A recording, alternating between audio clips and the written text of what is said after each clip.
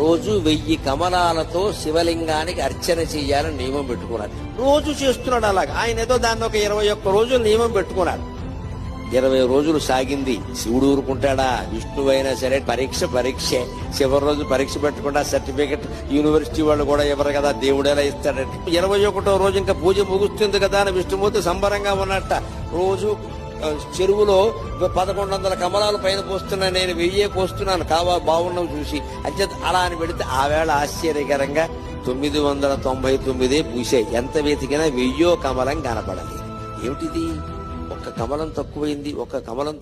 ఈ కమలం ఎక్కడి నుంచి తేవాలి అనుకుంటే ఆయనకి ఏమొచ్చిందంటే, నన్ను అందరూ కమలాక్షుడు అంటారు కదా, నా కళ్ళు కమలాలే కదా, కమలం తక్కువైతే ఏమైంది, ఇంకోటి తక్కువైనా పర్వాలేదు, నాకు 2 కళ్ళు ఉన్నాయి కదా అని ఒక కన్ను బాణంతో తీసి శివుడు పాదాల ముందు పెట్టాడమ్మా. అది విష్ణువు యొక్క భక్త కన్నప్పెంతో విష్ణువు అంతే.